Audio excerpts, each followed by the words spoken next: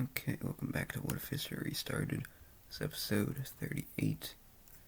Last time we saw colonization properly begin, mainly from Korea and some of these Chinese countries, as well as these European guys. So, first of all, we are not really going to be focusing in on the Americas, actually. More so over here. So down here, Gibraltar has just come up with the good old idea to maybe just colonize Africa, because it is much closer to them. And so, Egypt is also kind of liking that idea, because they do not like Neo-Hijaz, and they are kind of seen as more European, so they'd probably be allowed to make colonies by the Europeans. And they have territorial ambitions. It's kind of roughly like this. But anyway, Egypt and Gibraltar are actually both going to suggest this Gibraltar to the square team, and Egypt both, because they're neutral on the square or star, at least for now.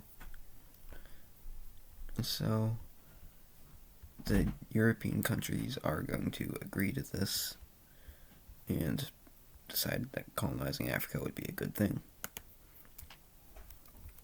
So they set out some boundaries for Gibraltar and Egypt, since they're the two European aligned countries that are in Africa. So first of all, Egypt is pretty much allowed to take all of this, all the way all of this from them. Then they can take this much from there. And then Neo-Hijaz, they can probably take all of this. So that's kind of what they want Egypt to have. And as for Gibraltar, they say that they're allowed to have pretty much anything that's in this religion. Although this religion map is probably outdated, because by now I would imagine that these people down here kind of became more African culturally over the generations. So it's probably looking more like this. Maybe up here too. But yeah. So Gibraltar is going to be the first country to start colonizing Africa. They are going to start off with this purple country down here. And this purple country is fairly strong, but definitely not as strong as Gibraltar. It was quickly able to capture their capital, which is right on the border. And they just moved down here, along the coast. And yeah, from there, they continue pushing in the deserty area. And they also probably would send they invade down to the coast here. And with that, these guys are forced to capitulate. So, in this peace treaty, Gibraltar takes pretty much all of their religion area, although they'll also take these exclaves, and they might be a little bit more ambitious than what the rest of the countries wanted them to be. But oh well. So with that, these guys are pretty big now. Next up, they could go for this red country over here, so that's what they're going to start doing. Libya is just barely outside of them, so they're not allowed to go after Libya. So, oh yeah, we're on the religion there. So over here, Gibraltar starts moving along this northern coast, but the red country is standing a lot better than they would have expected them to, and that is because the star team obviously does not like the square team member expanding, so they actually start funding this red team country. And but they do have to do it pretty secretly, so they aren't able to fully fund it to all their ability. But they still manage to get it to push the Gibraltarians out to here. So then Gibraltar has to make a deal with them, and they're only going to be receiving this little bit of coast.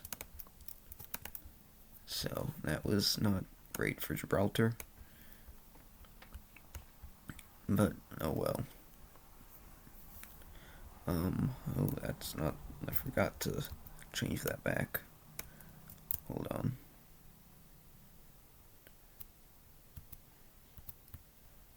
Oh, I gotta do that religion too.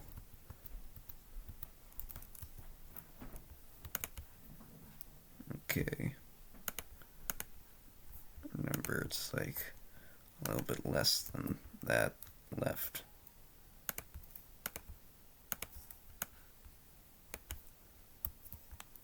So, like, bam, bam, bam. And thanks to some ethnic cleansing, all the territory that they control is eventually going to be converted to their culture. Anyway, now see that Egypt has to go up against Libya, who is actually kind of strong, but so that might make it a little bit more interesting. But Egypt will start sending out their troops into the desert over here. They get to this city, but they're not able to take it. From there, they wrap along the coast, and they try to spearhead out around this city, but they actually get hit from both sides and encircled. This is a pretty big loss for them, but they are finally able to capture the city. But with that loss, they do start getting pushed back a little bit up here. And with that, we're actually going to see that this orange country is going to start helping, because they want land. So with their capital under threat, Libya now has to move their troops out there, which allows Egypt to make a decent push in. Still can't take the city though. Anyway, as you can see, they've moved their capital up to this orangey place, but their actual starting point was down here, in the more native Saharan people area. So we're going to see that some of these people want the old Libya back, kinda. So they start rebelling, and this is not good for Libya. And now we see that they're fully collapsing. Egypt actually spearheads all the way out here and finally takes the city. From here, the troops have a really big morale boost, and they start pushing in very fast, getting all the way to the capital with the help of this one. These guys have taken over a lot of the desert, so that's good, I guess. And then finally, the capital is taken. Egypt pushes in a little bit more, and the rebels just kind of take the rest eventually. Oh, I do need to do this again. But anyway, now we get to look at this peace treaty. So, first of all, well, hold on, we'll do it paused. So, in this peace treaty, we have that the Carthage country, who is pretty similar in color to Egypt, so I might actually change that. We just go sure.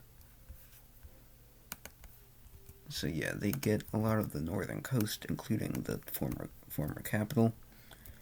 Egypt has this weird looking border, because colonial people are not very smart. And so they have, it's kind of a straight line, but then it isn't, and then it is. Yeah. But yeah, they get a good amount of land, including a pretty good amount of major cities, including North Egypt, who was a country a very long time ago. Up here. And then the rebels just gonna take this. Anyway, their sights are now turned towards Neo-Hejaz. However, Neo-Hejaz has more European technology, which actually is a big issue for Egypt. But Neo-Hejaz, there's one thing that is definitely in the favor of Egypt, which is that Neo-Hejaz has has one very big enemy, which is the African Union, which has considerably worse technology, but probably the most population out of every country right now. Maybe it's either them, Tuscany, or the Byzantines, I'd say. And so, with that, they know the tensions between these two countries are very high, and of course between these two, so that's another ally. But they do also have the prospect of offering some of this land up to other colonial powers. However, no one really wants it yet, because they're still kind of just testing out if Africa can be successfully colonized. So far it's going well, but this is like the final test, really. So, they really don't even need an excuse, because coincidentally, Jazz, Ethiopia, whatever you want to call them, what's going on down here? And you know what? We'll keep it. We'll say that's canon. But yeah, Neo-Hejaz is doing a lot of its that genocide of the yellow religions down here. Those the Ethiopians, and I'm pretty sure even Egyptians. And yeah, it's not good down here. So a lot of these countries. So Egypt goes to the African Union and tells them they should invade. The African Union is kind of scared too, because they have, the good technology. They say that they also have the good technology, which they do. So that does kind of help them calm down. But as you can see, it's pretty difficult for Egypt to contact the African Union, because they pretty much have to go all the way down here, which goes right around Neo-Hejaz / Ethiopia. So Ethiopia, probably right around here, they manage to intercept an Egyptian ship, and they kill the people on board, and they find the messages and realize what Egypt is planning. So with that, we actually see that Neo-Hejaz is going to be the aggressor, making a surprise attack and capturing this city. And, even just in this one battle, there's so much civilian death that we'll actually probably see it happen on the culture layer. So Egypt is not happy with this, and there's a huge wave of nationalism, and a ton of Egyptians sign up for the army to fight Neo-Hejaz. However, Neo-Hejaz is very strong, and so they will be pushing up this coast very well. Yeah, great commentary, I know. But the Egyptian capital isn't really even all that far away, which is kind of scary. Meanwhile, Egypt's army is more focused on just kind of making a front line around here. Take that city. Just meet up with here. If you would give me a second. Okay. Yeah, you see that Egypt continues pushing down the Nile. And Neo-Hejaz is getting very close to this major city, which is not very good for Egypt. But we're finally going to see their allies start doing things. We now have the African Union push up here, and they are right next to the capital, which is an issue for Neo-Hejaz. And they also push up here and manage to take this city. They then wrap around this Lake Victoria, go up here, and start threatening this city. This country, being supported with troops from the African Union, starts pushing in generally out here, doing a pretty good job. Obviously, they have done some things in here in Neo-Hejaz. However, there are definitely some groups still hiding out of the actual yellow people. So, those are being liberated, and a lot of them are joining up with the armies, and that is good. Things are going pretty well in the south, and these guys even managed to take that city.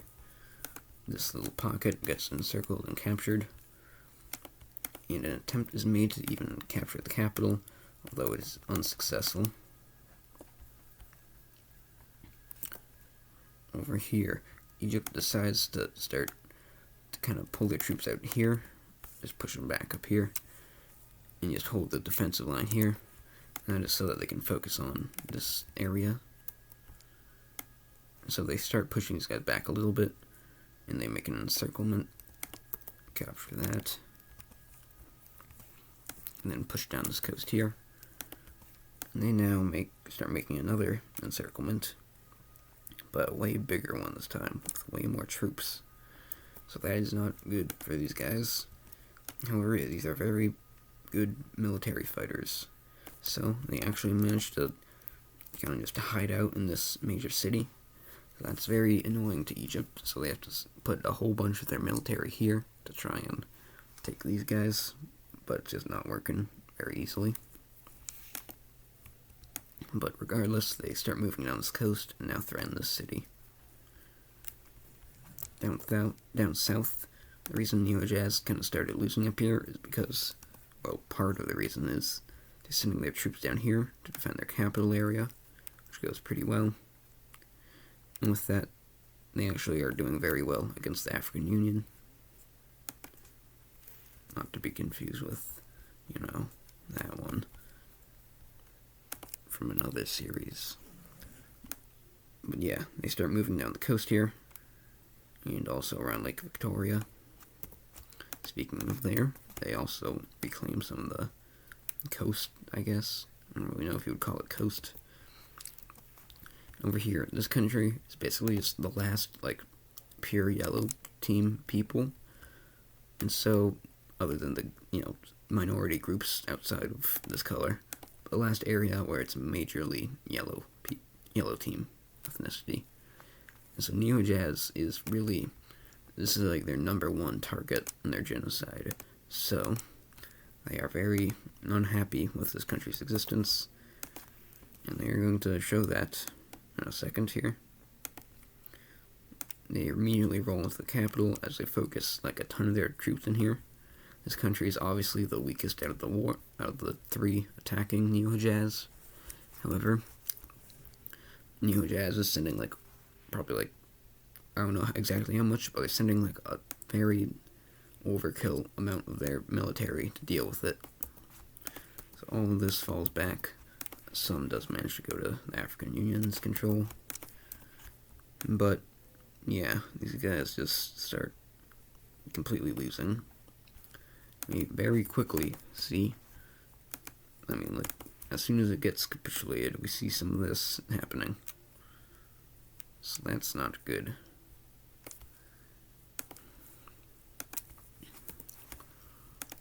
Over here, Neo-Jazz manages to encircle these African Union troops, and they are fully wiped out, brutally. And if they take that 1 pixel, we now see that a very big counteroffensive is made over here, and that is going to be a serious blow to morale to the pink team, or African Union troops, especially because this city is reclaimed, and they go all around Lake Victoria, now threatening this vital city. This forces them to pull out all their troops, and then they start getting attacked from this side. They meet up with this lake, and take this they take that city, and then come in on the other side of this vital city. Moving back up to Egypt, though, they finally get rid of this group, and now they kind of just fill out this area, move a little bit more down this Eritrean coast. They finally start going down the Nile again, and now just fill this up, although it is getting pretty difficult to invade into here, and the front line is kind of stabilized here. Down here, Neo-Jazz is unable to take this vital city, which is very heavily defended.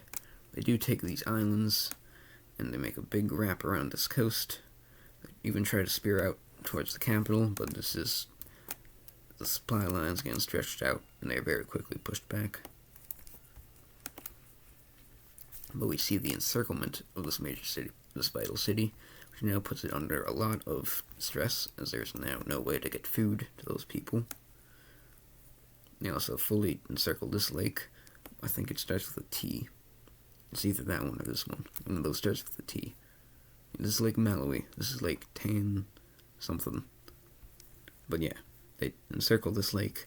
They have this vital city encircled. Over in Egypt, they have started moving down Eritrea further. They're at the gates of this city, but they're unable to capture it. And unfortunately, Neo-Hejaz actually starts pushing them back up here. So, that's not good.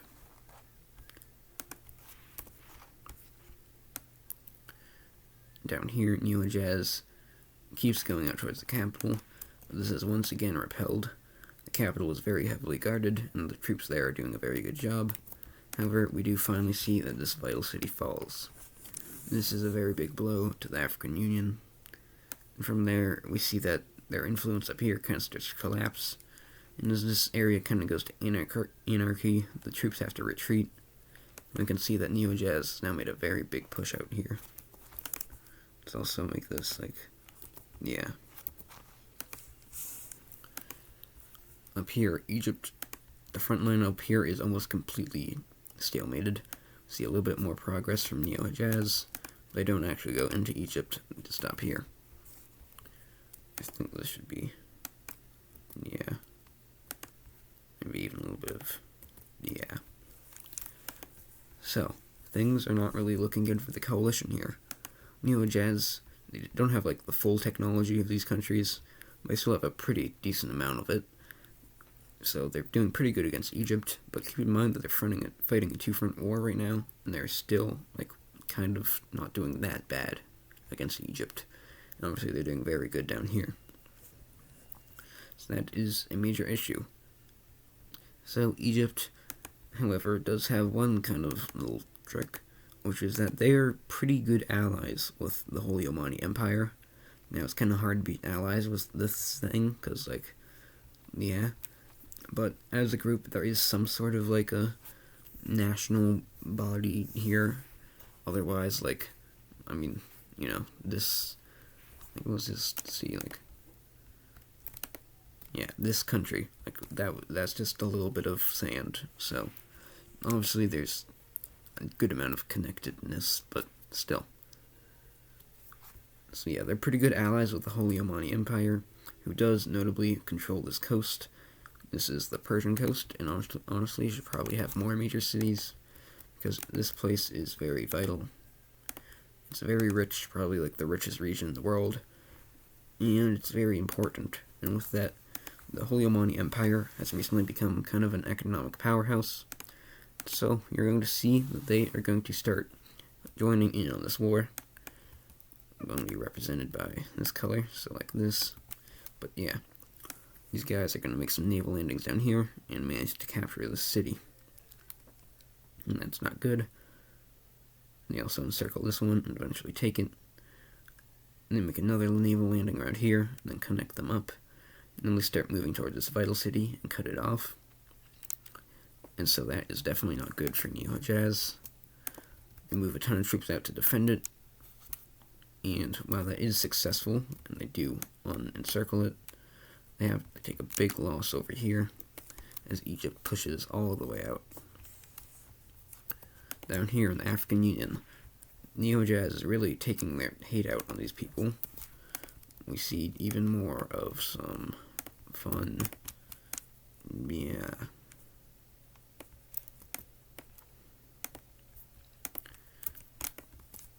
They also, with them capturing the vital city up there, the capital is all that's really left here, other than these, like, scattered major cities. But these lands are starting to get very rebellious. And is the African Union, obviously there's no rebellions on the map, but that's because the African Union has to spend a lot of their military just to keep them down. And that in turn has weakened their actual, like, offensive and defensive military by a lot. And they are getting destroyed as their capital is completely encircled. Neo-Hejaz moves down this coast and takes that major city. Madagascar succumbs to the rebels.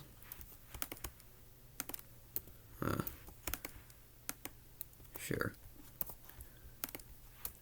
And a big sweep is made over here, which includes that major city. And finally, the capital of the African Union is taken, and with the rebellions just getting bigger and bigger, they eventually are forced to surrender, over to Neo-Hijaz. So I'll just do that. But up here, there is still hope, because we see that some of these minority groups that were formerly Ethiopian are going to start rebelling. Well, they're still Ethiopian, but they're, hiding it. But yeah, the minority Ethiopian groups start rebelling. They even take that city and move all the way down here. And even some of the red culture people realize how cruel and evil this country is. And so we see that another rebel group will appear. This is just red culture people, like these are the people of Neo-Hijaz. They're just realized how unfair the country is. We also see a third rebellion up here of another minority group, which is in hiding so that they don't get genocided. It's like the same color as the ocean.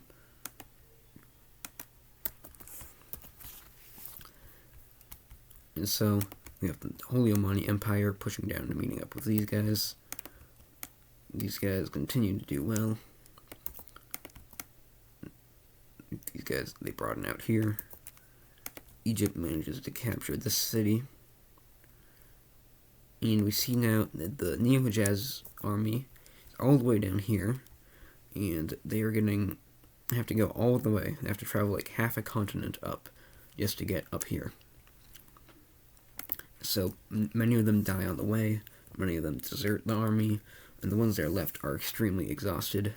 And even there's a lot of mutiny, which is basically just rebellion. So with their entire army starting to collapse, literally and figuratively, we see that Neo-Hijaz is pretty much doomed. As they've been here since episode 2, so that's pretty good for them. But they're gonna die now. We see that the Holy Omani Empire captures this vital city, and with that, things are not looking good. Capture this one. Move down to Lake Victoria, cutting them in two. Take these two. This side falls. These guys are liberated. They even continue to liberate the African Union, taking the vital city, as well as all this lake and the capital. Then cut off this, so these guys are kind of freed, liberated in a way. And now we just get up here, where they recall all their troops, and now start getting pushed back. They're cut into two again, and finally taken out. With that, Neo-Hijaz is gone. They had it coming, but now it's actually happened. And now we get to look at the peace treaty. Okay, this peace treaty, we see that Egypt has a straight line border now, so that's fun. But they got a pretty good amount of land out of this. Remember that their border was originally here-ish, so that's a nice chunk, including 2 major cities. You see that this minority group has taken a lot of land. They do not have a coast, so that's slightly sad. They do exist. We have the Ethiopians over here, with their capital being that iconic city. You have kind of the new red team people, because obviously there are a lot of innocent red team people here. So this is kind of their new home.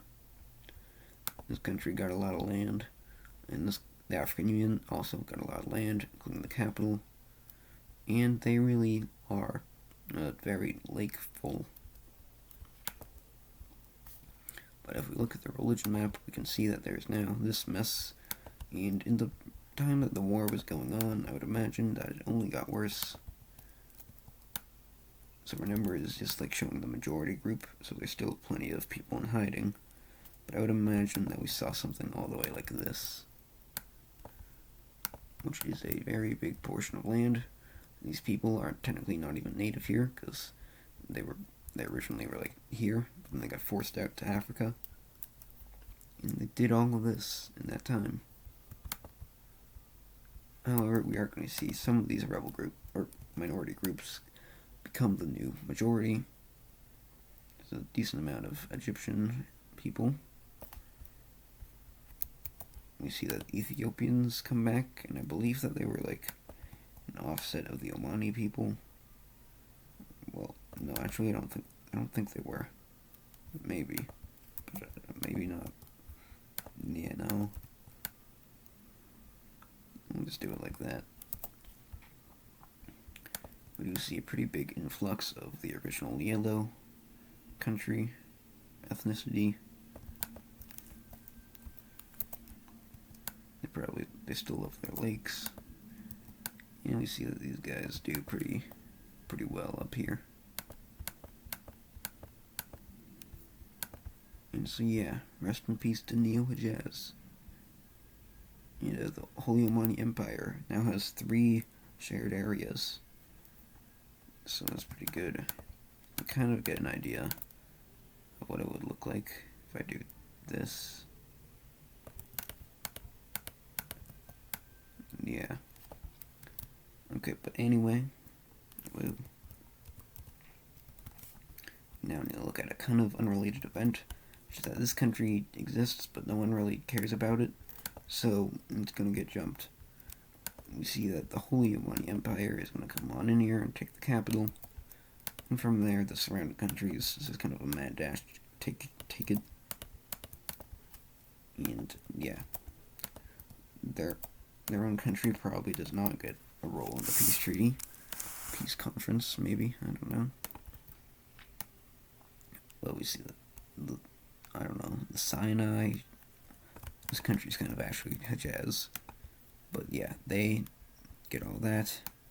Holy Omani Empire will be getting this added to this territory of theirs, and the red team gets this nice little thing.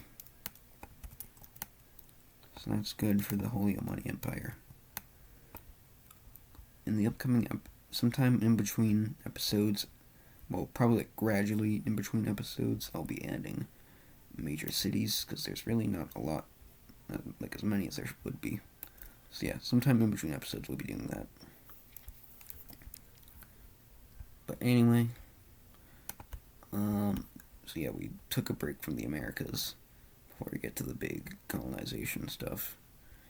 But yeah, the last thing I want to touch up on is the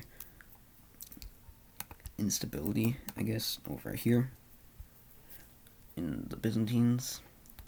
There's still that very big divide on the people that want to break off because they want to get more land because they felt they were kind of robbed, or the people that are content with the money that they made. And these protests are going to get pretty bad. Well, not really protests, it's more just revolts. As we see a full-on revolt over here in Bulgaria, although they are eventually stomped out. You also see that the blue team revolts over here, but they are too wiped out. This is obviously not a good sign for these guys. And in the territory that's like furthest from the capital, or probably down here, we see that there is a ton of rebellions along this coast. And eventually these guys are just going to decide that this territory is just not worth it. So they're going to cede it over to Egypt and Sinai/Hejaz. Just looking like this. And that's actually kind of a weight lifted off their shoulders. And obviously it's a very good thing for these countries. I mean, they did kind of get scammed because these are very rebellious areas, but they probably put them down eventually. But yeah, some of the other European countries are kind of eyeing up this territory because there's a lot of groups and there's a lot of instability here. Might make it good for invading. And now, the last thing in this episode, of course, is going to be two things. First, we're going to see the Britain update. Over here, this Irish country gets a new leader who is a very good invader, but then he dies. And so then we see that his empire fractures up. He's like the Irish Alexander the Great.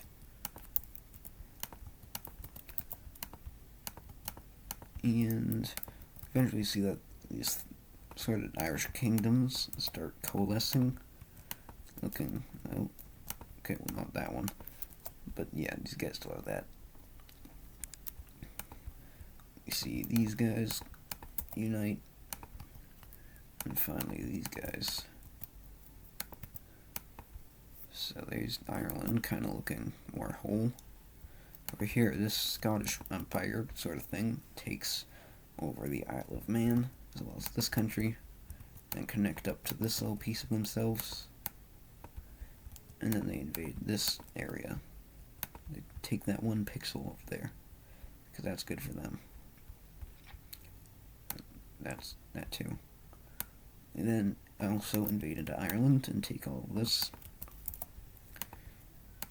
And you'll see that the Scottish Union is going to get a very big member, which is these guys. And then we have a very big war break out between like the three big powers right now. These guys take like all this. We got Wales, South Scotland, Northern Ireland, whatever this one is, in the Scottish Union. And the real loser of this war is probably the Scottish Union, because Wales is like the least dedicated to the war here. Meanwhile, these guys are focusing in most of their military to these guys rather than Wales. And this country also kind of went ahead and decided to betray the Scottish Union. So we have all this happen, and the Scottish Union's dreams are gone. They are replaced with a new state right there.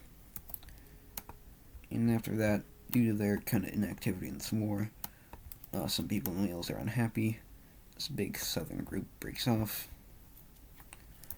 We then see that Wales gets coalitioned. This country gets this. I imagine these guys would also get the coast.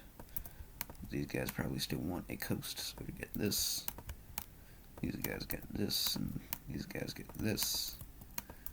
And finally, these guys get this. So yeah. And then over here, I can hardly tell what's going on, so we're just going to scribble, because that's always fun. Maybe a new group gets independence. Take that. And that area. That looks interestingly shaped. That's, yeah. And then these three unite. Now there's two capitals there. So yeah. And now it's for the one that we do not show, we just do, which is Oman. So, yep, there's it is. That's what it looks like now. It's a little bit more whole, I think. Yeah, probably, but there's still a couple countries that got made. Okay, but anyway, I kind of want Qatar to break off. So you know what, they do that. You know what, no, this one takes it over. And yeah, that is now actually the end. So,